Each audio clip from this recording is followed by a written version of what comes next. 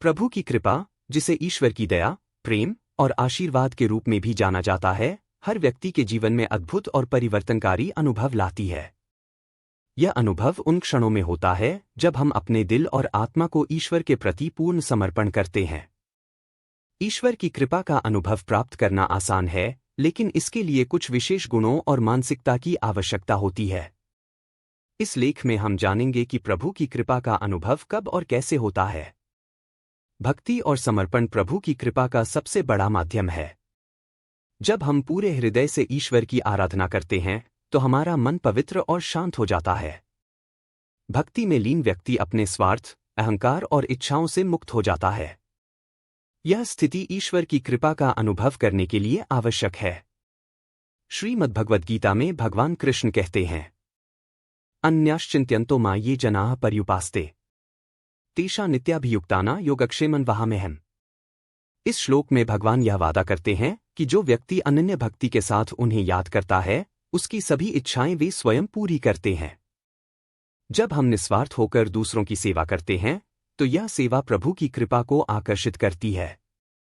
ईश्वर की कृपा तब प्राप्त होती है जब हम दूसरों के लिए कुछ अच्छा करते हैं, बिना किसी स्वार्थ के। यह सेवा केवल मानव तक ही सीमित नहीं है, यह प्रकृति, पशु और सभी जीवों के प्रति हो सकती है। संत कबीर दास कहते हैं, सेवा के फल मीठे भले, सेवा करे सब कोय। कबीर सेवा हरि भजे, तिसकी सेवा होए। प्रार्थना और ध्यान हमारे मन और आत्मा को प्रभु के साथ जोड़ने का सबसे सरल और प्रभावी तरीका है। जब हम ईश्वर से गहराई से जुड़ते हैं, तो हमारी समस्याओं का समाधान स्वतः ही मिल जाता है। ध्यान के माध्यम से हमारा मन एकाग्र होता है और हमें आंतरिक शांति का अनुभव होता है। इस शांति में ही ईश्वर की कृपा का अनुभव होता है। प्रभु की कृपा का अनुभव अक्सर उन क्षणों में होता है जब हम गहरे संकट में होते हैं। जब हमारे पास कोई और सहारा नहीं होता, तो हम स्वाभाविक रूप से ईश्वर की शरण में जाते हैं। इन क्षणों में हमें एहसास होता है कि प्रभु हमारे जीवन का संचालन कर रहे हैं।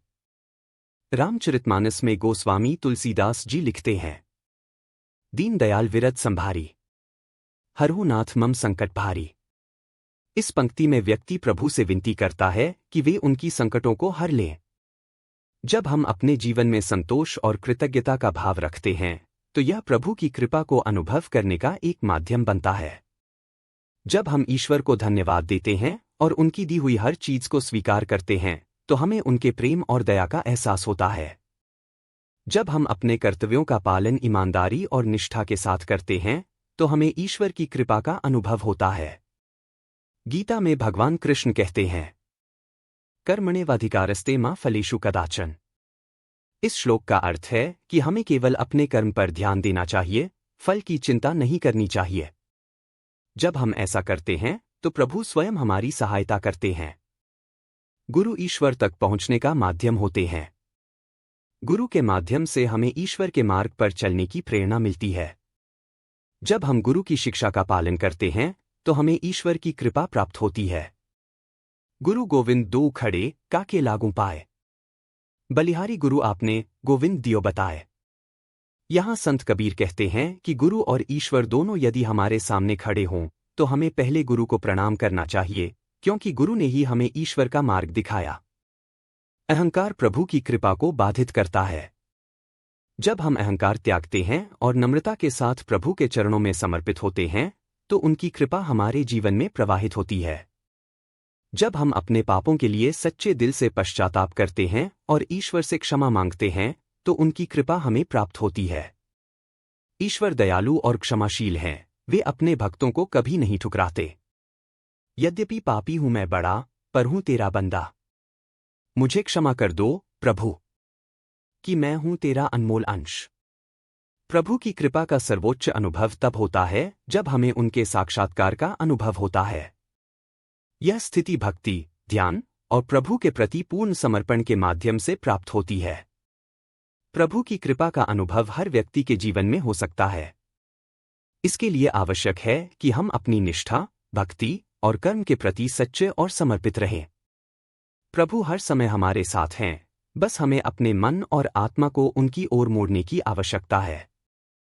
जब हम यह समझ जाते हैं कि हर परिस्थिति में ईश्वर का हाथ है, तब हमें उनकी कृपा का अनुभव होता है। प्रभु की कृपा न केवल हमें शांति, आनंद और प्रेम देती है, बल्कि हमें जीवन के हर पहलू में प्रेरित करती है। हमें बस इतना करना है कि उनके प्रति अपने दिल के दरवाजे खोल दें और उनके मार्गदर्शन में चलें।